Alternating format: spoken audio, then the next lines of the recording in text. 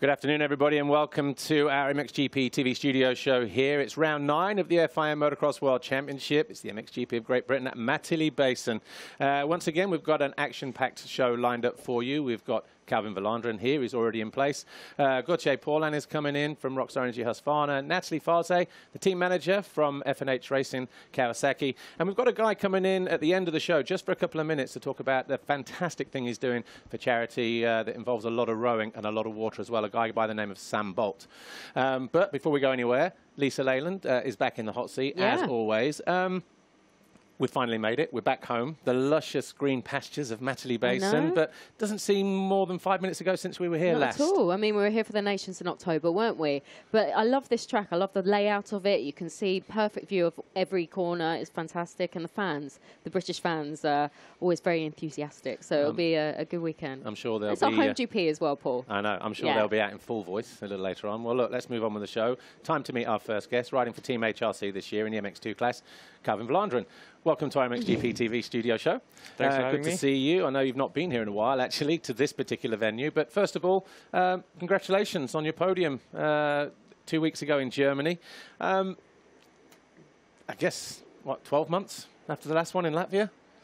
That's it's a while. It's a long while. Yeah, it's a long... to be honest, I expected it coming into the season. You know, I wanted it already from the first round. So the feelings that I had in Latvia last year compared to this one was I was a lot more happier when I had that one in Latvia. So when I crossed finish line, obviously you're ecstatic, you're happy, but the feelings that I had in Latvia were I guess more. And I guess, but in the manner that you got this podium, 2 top 3 finishes, pushing hard the whole 2 motos. Was there more satisfaction with this one in some ways than the one that you had in Latvia? And great move on Thomas, by the way. Yeah, sure. In Latvia, I had 5-4 in the motos for 3rd overall, which people said, you know, like, oh, you know, he got lucky because this one crashed or whatever. But, you know, in Germany 2 weeks ago, to finish 3-3 and 3rd overall, you know, you deserve it, and you deserve to be on that spot. And that's cool for everyone to see, and for me also to be up there. It was also awesome. Well, actually, I'll tell you what I heard. I heard that you were only a front man, like an imposter, and it was actually your twin brother, Damon, that did all the hard work in that race. I mean, it's just talk of the paddock. I'm just saying, I'm just a middleman. It's possible. That's what... Does he ride, actually? He rides down and then. He doesn't have a bike himself, but he goes sometimes with his friends to ride. Yeah. Because obviously we saw you disappear around the back, and like, he was like Superman, you know, disappeared, and then all of a sudden the helmet came off. Oh, guess what? It's Calvin. Damon did all the work. He's probably now watching the show. Oh, so really? He's like that. Hi, Damon. Say hello to Damon. Yeah.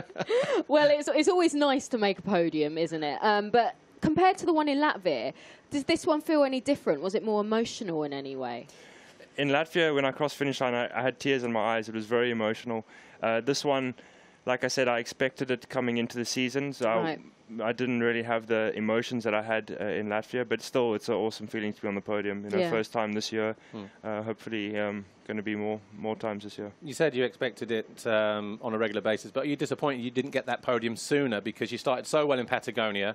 We didn't see that kind of form again until Russia. So what was the issue in between that? Were there some injury niggles? I know you weren't healthy in Holland, were you? That's true. In Valkenswaard, I think because of the cold and everything, I got really sick, and which put me back quite a few weeks with training-wise and bike time. So I was on 100% in those weekends after that. So did you have a hand injury as well, though, from a Dutch race? I did. A small fracture in my hand, also in my shoulder, small fracture.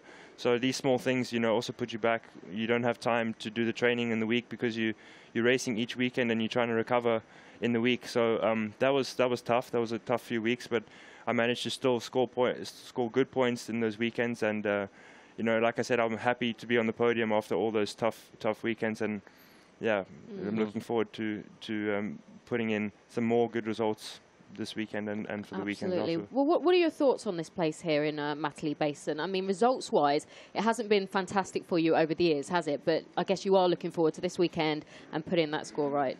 Exactly. This is one of my favorite tracks to come to. I think to ride, it's one of my favorite places. Jumps are always sick, and the track layout is always good. Yeah. But yeah, like you said, in the past I haven't had the best results here. I don't know why, just some bad luck and some things like that. So I think just 2 good starts in the races and to ride smart and consistently, like we just said now, it's still not even halfway in the season. So don't you find that strange though? Like you look forward to coming to a track and it never goes well. Then you go to a track that you don't like so much and you get a result.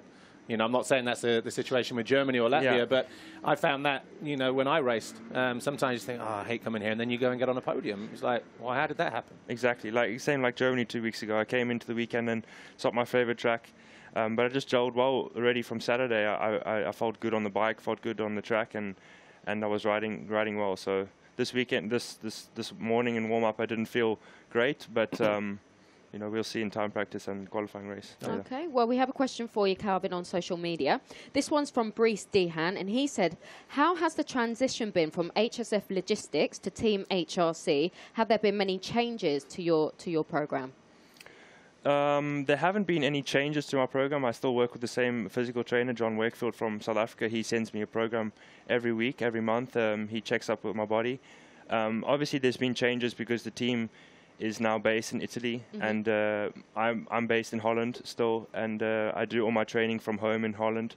I have a trainings mechanic, and you know, with the team being based in Italy, you're kind of on your own, so you do everything alone, and you organize everything by yourself. That's been the biggest change for me, I think, is the, you know, organizing everything by yourself and not having the team with you. Yeah. All right. Well, Calvin, all the best this weekend and the rest of the season. Maybe we can get those results turned around and maybe see you on the podium again. Who knows? Thanks, Let's Calvin. see. All right, all the best for this GP. All right, before we meet Gautier Paulin, let's see what happened 2 weeks ago. Here's some MX2 highlights from race 2 in Germany.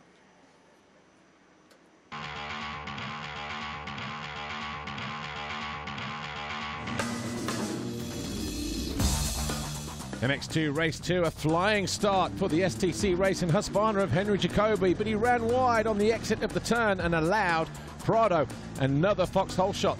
2 in the day, 9 for the year for the Red Bull KTM. By the time they exited pit lane and down towards the finish, Jonas was past the German and into second. But Prado, his teammate, was having none of it and was starting to pull clear at the head of the field. Behind them, though, the battle for 4th place, the fast-starting Andrea Zanotti found himself in unknown territory, and behind him, Thomas Kjær-Olsen, Ben Watson, Calvin Vlaanderen in red, and Jed Beaton on that green F&H Kawasaki, all jostled for position. Vlaanderen, though, was the one who looked the most determined. He remained ahead of the Kawasaki, went around the outside of the Yamaha of Watson, quickly moved onto the rear wheel of Zanotti,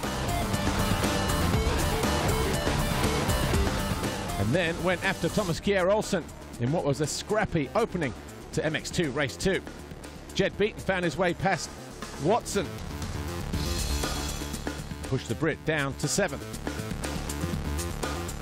Thomas Kjær-Olsen, though, picking himself up off the deck from race 1, was in fighting mood. He advanced to 4th.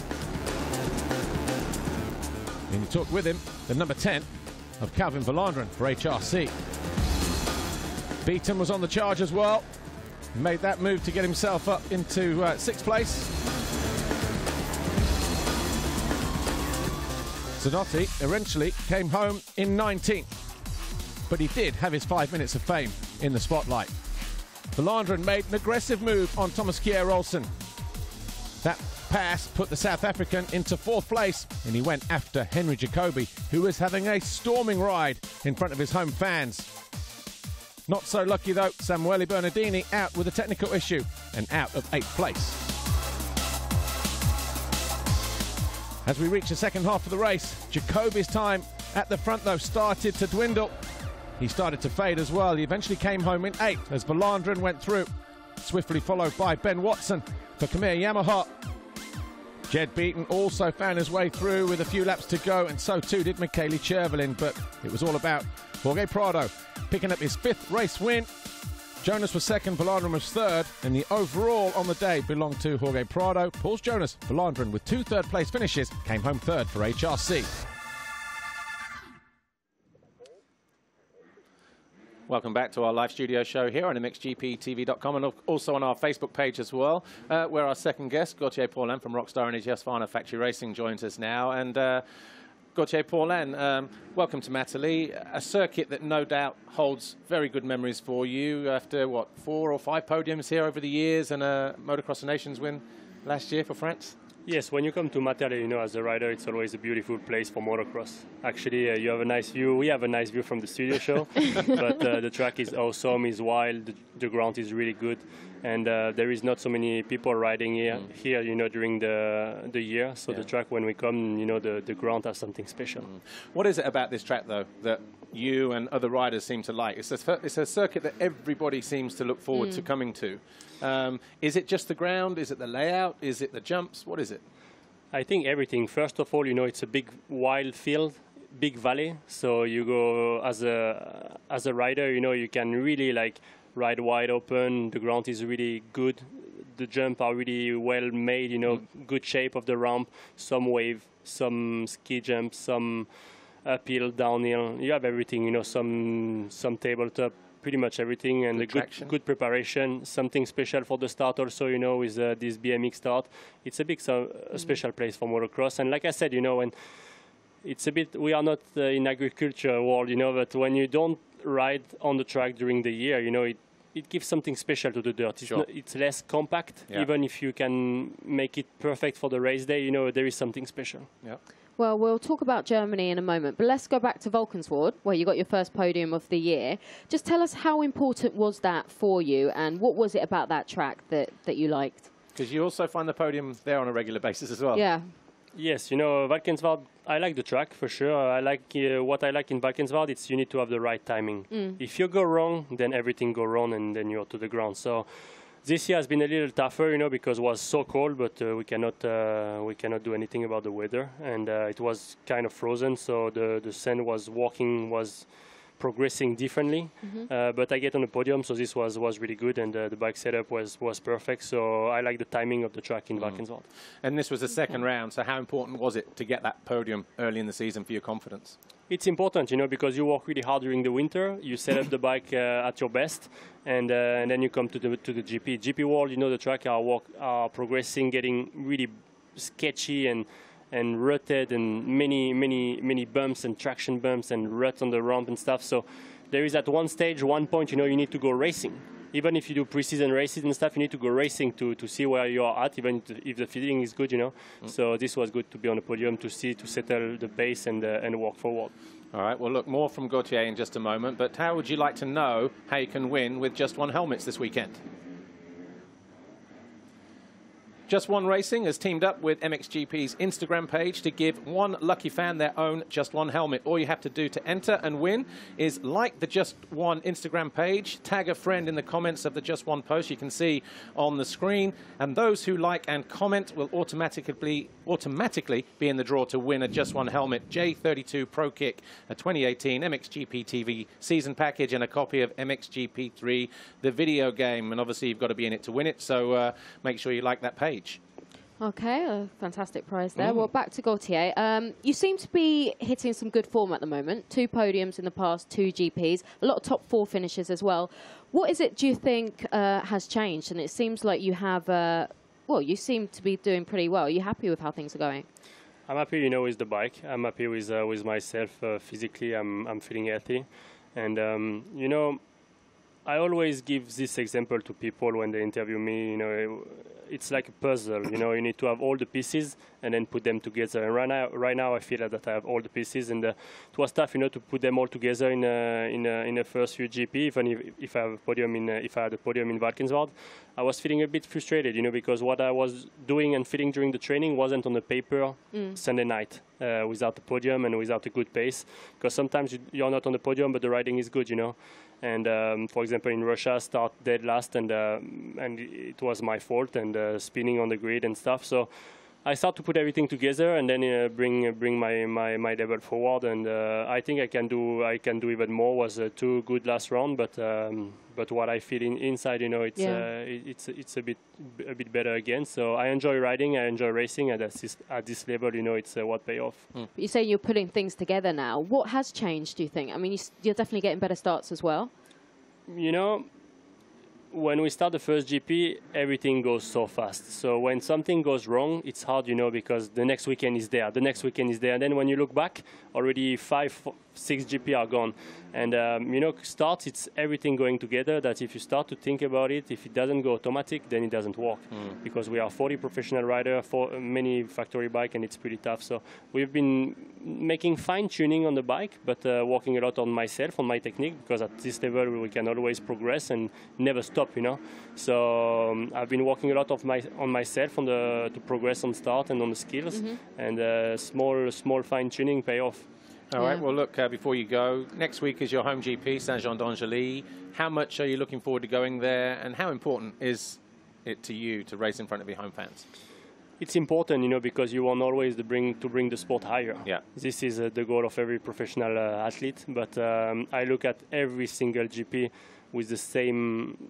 I mean, I give my best to every single GP. Of course, going to my home ground, you know, I don't race enough in France, not enough, and will be never enough, but it gives something special also to don't race there often. So to go there, the fans are already writing on the social media like can't wait for this GP. So looking forward, the track is nice also there, nice for the public, so hopefully to see a lot of crowd there. Last week you were in, last year in Ernay, you were wearing white with the red and blue numbers. Anything special for you, for the fans?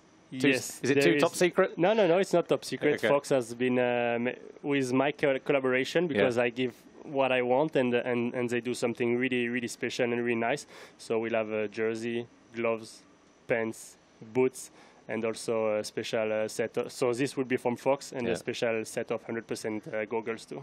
Well, you are still the coolest man on the paddock, and I'm sure you'll look even cooler next weekend. I enjoy doing it, and the fan enjoy it too. I enjoy being cool. It's an easy job for me. I enjoy giving, you know, I like, you know, the looking good on the bike, and I have the best sponsor, so thanks to them. Yeah, no worries. Well, look, Gautier, enjoy this weekend, and of course France and the rest of the season. Thanks for having me here. No worries, and maybe more podiums on the way, hopefully.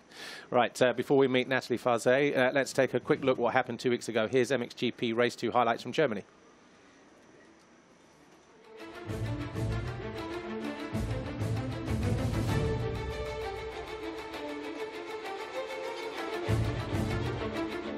After his victory in race 1, Jeffrey Hurlings charged down the inside of Gautier Paulin, who was looking for a second foxhole shot. And guess what? The Frenchman pulled it off as well.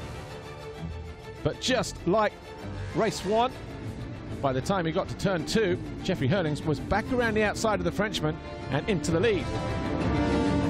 A real case of déjà vu. And to make matters worse, by the time they reached turn 7 and 8, Tim Geisert was also through as Paulin turned left. He lost a place briefly to Jeremy Seewer on the Wilvo Yamaha, but responded immediately to keep hold of that third place. Seewer, though, would fall just a few corners later, would eventually come home in 10th place. Jeremy Van Horbik wasn't so lucky. He was already off the side of the bike, and then he was collected by Julian Lieber, and that was the Belgian out of 5th place and out of the race.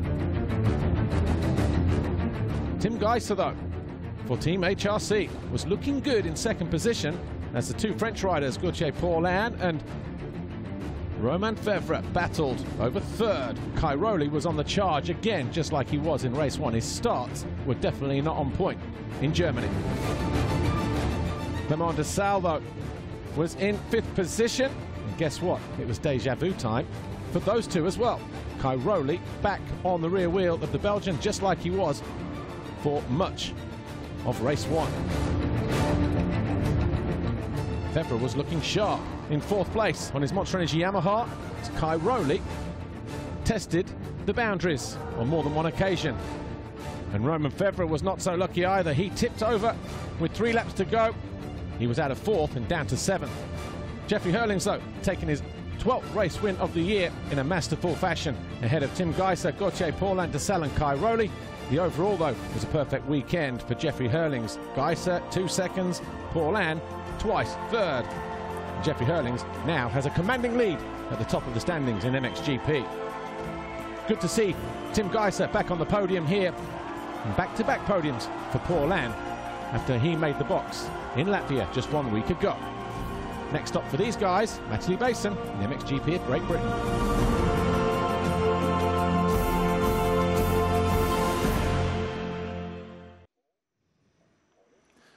Welcome back to our studio show here, live on MXGP TV, and of course our Facebook page, where our third guest is now in position, Nathalie Farzé. She's a team manager from F&H Racing Team, and good to see you. Welcome to our studio show.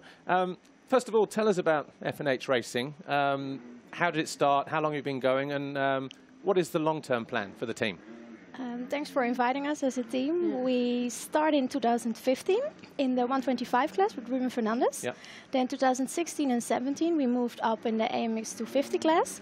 And we already was having in plan for 2018 to make the step up to the MX2GP class. Our long-term plan is to be as much on the podium and getting world champ on a Kawasaki. Okay. And it is worth pointing out that you are the team manager. Are you proud of that? Because I guess it can't be an easy job. It's a very male-dominated environment here, isn't it? Yeah, it is. Of course, I'm proud of it. Yeah. But I'm getting used to it. You know, I like to work in a men's world. They are straight to the point. You know, no discussion possible. So I like Don't that. mess. That's true. Yeah, that's very true. But okay, let's talk about your riders and the team. Last year in the off-season, you signed Jed Beaton.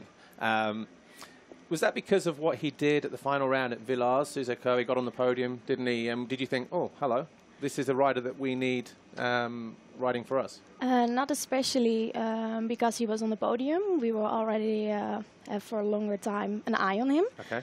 We was wanting a guy, you know, who should be in top 5, top 10. So yeah, you know. He was riding fast and he was getting that podium, but we were already talking with him, so it was not especially because he was there on the box. But we were surprising about the fact that nobody gave him a contract yet, so he was still possible. Well, as I said, he's already found the podium here in Portugal, and he's currently 5th in the championship at the moment in MX2. Is this better than you expected from him, or is it something that you were always expecting from him this year? It's definitely something that I'm expecting from him, but it was coming way more faster and sooner than we were hoping for. Yeah. But 5th place in the World Championship, that's what we were aiming for. Okay. Absolutely. And what about Ruben Fernandez? Was he the one that perhaps convinced you to move up to MX2 after finishing 3rd in the MX 250 last year? It was already the plan for moved up in 2018 to the MX2 class, but of course stepping up after 3rd place overall in the MX 250, that was make it more special. But it was already the plan, that especially because of him. And are you happy with where he's at the moment? I mean, he's had quite a tough few rounds. He's had a few crashes. And how is he doing after Germany? Yeah, he got a few crashes. He needs to be more consistent. Yeah. And you know, he needs to be stay on the bike and take it more easy. He wants to hunt. You know, if he smell top 5, top 8, he don't want to give that away. But he needs to take his time. But he had a bruised lung in Germany, so he takes 2 weeks off. But right now he's okay again. We're not showing it, but he had a big crash in Portugal in the qualifying race, and how he even got up from that. He must be made of rubber. We should call him Rubber Fernandez. Yeah, that was massive. That was unbelievable. And every time we're thinking, okay, thank God, how is it possible that he walked away? Yeah. And what about Adam Sterry? It's been a tough couple of years for him as well, hasn't it? We see him here on screen again. How is his ankle, though? And how is his confidence coming into his home Grand Prix here? Because he's been missing for a few races now, hasn't he? Russia was the last time we saw him. Yeah, Russia was the last time. He was having a torn on the top of his ankle in his ligament, but he's checked up, and right now he's fine again. Yeah, he is a guy who was having a tough past, you know, but we know and we believe in him that he can be in the top 8, top 5. And how did the guys get on in practice then this morning? Obviously, really nice track here. Everybody loves it. The boys love it as well? Yeah, 2 of the boys, especially Ruben Fernandez and Adam, love the track. Well, Adam's been on the podium. Here he's won here in EMX. Yeah, they love it. So I expect some good results upcoming with Adam. You know, it takes some time, but he already was 8 in the free practice, so they will give it all. Okay, and what about Jed? Places he wouldn't have raced here last year because it was the Motocross Nations. He didn't ride for Australia. So what are his first impressions of the track? Does he like it? Is it taking some difficulty learning? Yeah, he said when he came after the bike that he likes the track, you know, but it's already he's in 5th place in the World Championship, but number 6 and 7 are hunting and coming, so there's also a little bit pressure maybe, but he will give his best. Okay, and just finally before you go, the championship. Then your ambition for Jed is to finish in the top 5. What about Ruben and Adam? What do you expect for them for the rest of the year? For Ruben, you know, we don't let him ride in Argentina, so he missed already and he crashed a few times, so we have a few times 0 points. But I expect and hope that Jed will stay in the top 5 and that Adam come closer to top 10, and Ruben will make it in the top 15, and maybe we have so many races left, so there's still a lot of possibilities. Sure. All right, well look, Absolutely. Natalie, thanks for joining us here this weekend. All the best for this weekend and to the riders and the rest of the team for the rest of the season, and I'm sure we'll see their guys performing here and all over the rest of the World Championship season as it goes on. But before we meet our final guest, a quick reminder of how you can win again with Just One helmets. Absolutely. Just One Racing has teamed up with MXGP's Instagram page to give a lucky fan their very own Just One helmet. All you have to do to enter and win is like the Just One Instagram page, tag a friend in the comments of the Just One post, which you can see on screen there, and those who like and comment will automatically be entered into the draw to win a Just One helmet J32 Pro Kit, a 2018 MXGP TV season package, and a copy of the MXGP 3 video game. So all the best with that, and some fantastic prizes up to grab as well. All right, well, yeah, don't forget Instagram with Just One. Our final guest is in place. Now, those who know me and obviously know I'm doing all the GPs on a regular basis, Thursday I like to nip out and check out the local scene. I went into a local pub and I met this guy here, a guy by the name of Sam Bolt. And basically, he's going to be doing a fantastic thing at the end of the year with 3 colleagues of his. It's going to be all for charity for bowel cancer and for combat stress. Sam Bolt, welcome to our MXGP TV studio show. He used to ride bikes as well when he was a kid.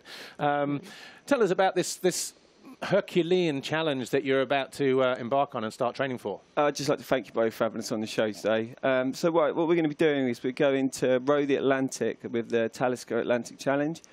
It's a 3,000-mile row from La Gomera to Antigua. We're looking at a row between 5 and 7 weeks, depending on the weather. If we get a good weather spell, we're 40-foot waves, I suppose, to push us on over to that 5 quick date, and then yeah. And just looking on the graphic behind us, was it men's 48 for bowel cancer UK and OARS, OARS 48 for combat stress? Presumably, combat stress, then you're dealing with people that are in the army or been in the forces. So who's in the boat with you? Yeah, in the boat we've got Robin Drysdale, who's captain in the boat. We've got Will Feakston and Dave Wallace and myself. The 3 of them are officers in the military, so that's why we've got the link with combat stress. So they've got friends, they've lost friends with PTSD. So yeah, that's why we went for that charity. So, you know, if anyone is struggling with PTSD, just get along to a doctor, try and talk to your friends, get it out there. Don't hold that kind of stuff in, 'cause it's the kind of stuff that will ruin your life. So yeah, that's why we went with bowel. And the bowel cancer? Bowel cancer was, Robin, the captain of the team, was diagnosed with bowel cancer at 32. Luckily caught it early enough to make a full recovery. So now we're just trying to get the word out for young people with bowel, that think they might have cancer, to get down to the doctors, get whatever it is. Yeah, checked out and whatever. Yeah, get checked out, and then get a second opinion. Just get into the hospitals, get yourself checked out. It's nothing to be embarrassed about or anything like that. Just get it done. And talking to you the last couple of days, it's going to take about 7 weeks or thereabouts, isn't it, to row the 3,000 miles, 5,000 kilometres, something like that? Yeah. And so how are you going to do that? 2 guys rowing for a time? Yeah, so we have the boat gets rowed for 24 hours a day. It's constant. We won't get off that. So you do 2-hour shifts. So you'll row for 2 hours. You'll sleep for an hour and a half, and then in the other half an hour, you'll do what you got to do. You got to eat. Yeah. And get Okay. Yeah. And the local pub where I met you briefly, they're doing something next week. Yeah, next week in the Once we've got a 24-hour row taking place. So we're racing the locals over 24 hours. We'll do 12 hours each as a team.